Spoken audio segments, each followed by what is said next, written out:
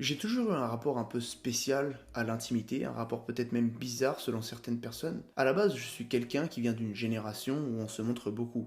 Facebook, Snapchat, Instagram, on a tout connu et on baigne dans les réseaux sociaux et cette culture de l'apparence. On met des photos en permanence, des stories en permanence, on montre où on est, ce qu'on aime, ce qu'on fait et avec qui on le fait.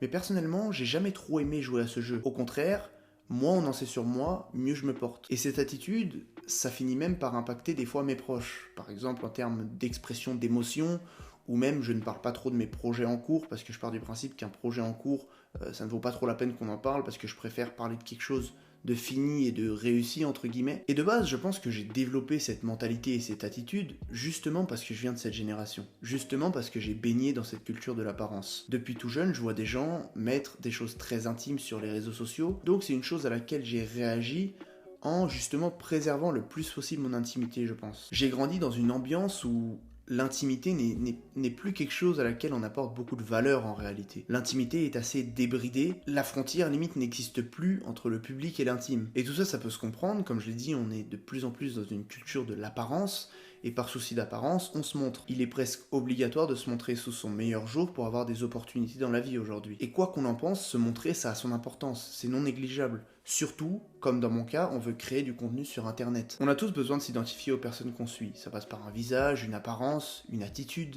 un décor. C'est du tribalisme de base, on a besoin de se rassembler sous des valeurs, sous des traits communs, et on a besoin de se sentir appartenir à quelque chose qui nous dépasse, à une communauté de manière générale. Pourtant, en sachant totalement tout ça, j'ai passé un an à ne pas me montrer sur Internet. Et c'est clairement un désavantage. Plein de gens m'en ont parlé, des amis à moi, des personnes qui créent aussi du contenu sur Internet, et je le savais aussi. Aujourd'hui, on pourra jamais savoir à quel point ça a joué sur ma croissance, peut-être que j'aurais beaucoup plus explosé, entre guillemets, ou peut-être que ça fait mon identité de pas me montrer, et qu'à partir de cette vidéo, je vais subir une vague de désabonnements, et ma chaîne va tomber dans les limbes de YouTube, je vais retourner dans l'inconnu. C'est aussi possible. Je voulais voir avec toi pourquoi j'ai décidé de ne pas me montrer, pourquoi j'ai pris cette décision, alors que je me lançais dans la course à YouTube, une course qui est déjà assez rude comme ça. J'ai commencé par me tirer une balle dans le pied. Et pourquoi aujourd'hui j'ai changé d'avis sur cette question? Dans cette vidéo, je vais te parler de mon rapport à l'intimité et de ce que ça a à voir avec le minimalisme.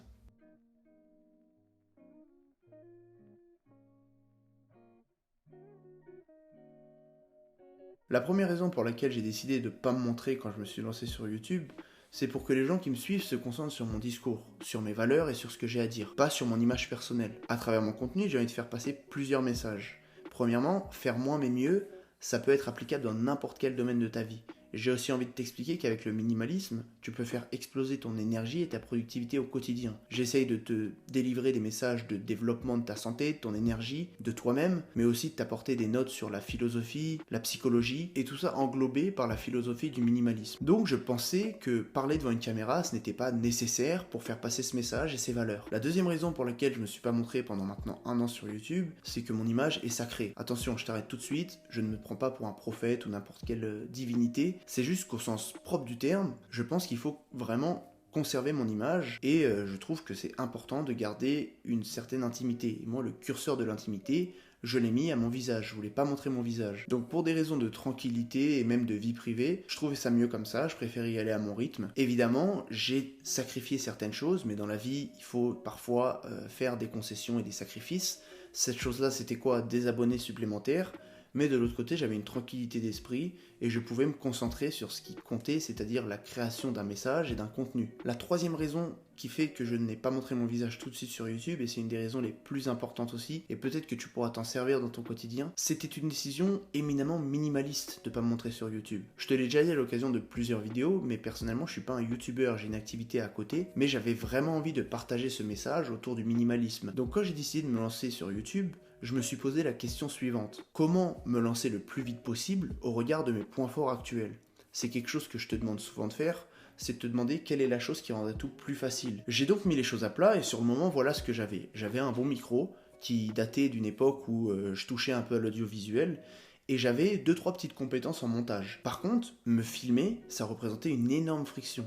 Premièrement, pour des raisons d'intimité, je te l'ai déjà dit, mais aussi car c'est une compétence que j'avais pas. Toutes ces contraintes à l'époque, elles se rajoutaient au fait que je n'avais jamais fait de vidéo sur YouTube, je connaissais pas le monde de YouTube, je connaissais pas comment marchait voilà l'algorithme, comment marchait plein de choses, et en plus de ça, je devais rajouter cette difficulté, et pour moi, c'était la friction de trop. Et je savais que cette étape, elle créerait de la difficulté supplémentaire. Je n'avais pas envie de tourner autour du pot et de finir par abandonner, parce que c'est ce qui finit par arriver quand tu veux toujours que la perfection soit mise en place avant de commencer. Donc au lieu de m'attarder sur les détails, j'ai préféré agir et j'ai sorti ma première vidéo. Encore une fois, ma première vidéo, quand je la regarde aujourd'hui, elle est loin d'être satisfaisante, et encore aujourd'hui, j'ai énormément d'efforts à faire en termes de vidéos YouTube.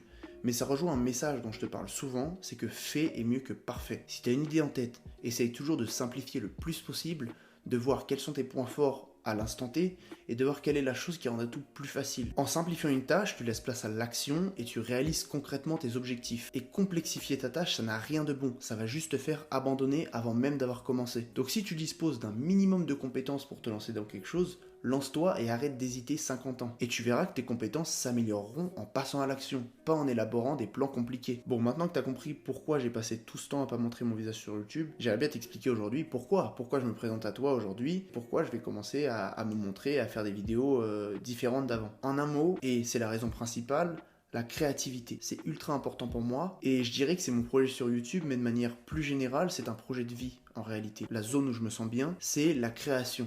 C'est quand je crée des choses, quand je façonne des choses, quand je construis des choses. C'est là où je me sens le plus épanoui. Après un an de vidéos sur YouTube, je sentais que j'allais finir par être limité. Et je l'étais déjà maintenant depuis plusieurs mois. Et aujourd'hui, j'ai envie d'aller plus loin. J'ai envie de faire de nouveaux formats de vidéos. J'ai envie de rencontrer des gens. J'ai envie, globalement, de prendre un nouveau tournant pour me sentir plus créatif et pour exprimer le plus possible ce que j'ai envie de faire. Et ça, c'est la chose la plus importante. Je voulais pas me dégoûter de YouTube parce que ça allait finir par arriver. Et ça faisait maintenant plusieurs mois que je me mentais un peu à moi-même et que je continuais à faire des vidéos sur ce format.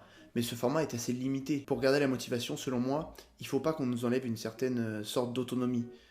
Pour se sentir épanoui dans la vie, c'est un des gros piliers, c'est d'être autonome. Moi, je ne me sentais pas autonome, mais pas à cause d'une force extérieure, mais à cause de moi-même. Je m'étais mis certaines limites en ne montrant pas mon visage, et j'ai envie de gagner un peu plus d'autonomie, donc de créativité. Enfin, YouTube, c'est un certain jeu, un jeu avec des règles. Aujourd'hui, je les accepte un peu plus qu'avant, mais je pense qu'on va aller un petit peu plus loin sur cette chaîne YouTube. J'espère que cette vidéo t'a plu. Elle est un peu plus décousue que d'habitude parce que j'ai pas autant scripté. S'il y a des défauts, n'hésite pas à me le dire en commentaire. Ça fait bizarre de faire ces gestes de youtubeur, mais dis-moi ça en commentaire. N'hésite pas non plus à me dire ce que tu penses de tout ce que je t'ai dit, de cette limite entre l'intime et le public, cette limite qui est de plus en plus fine, et cette limite que le minimalisme, notamment digital, peut apprendre à remettre un petit peu. Donc dis-moi ça en commentaire, ça m'intéresse aussi beaucoup de savoir ça. Laisse-moi un petit j'aime, abonne-toi à ma chaîne et partage cette vidéo si elle t'a plu. Tu sais très bien, ça m'aide énormément à faire évoluer mon travail sur YouTube chaque semaine. Tu peux aussi t'inscrire à ma lettre minimaliste, ça se retrouvera dans le premier lien en description. Clique sur le premier lien, inscris-toi et reçois des conseils exclusifs sur le minimalisme, l'énergie, la productivité et bien d'autres choses.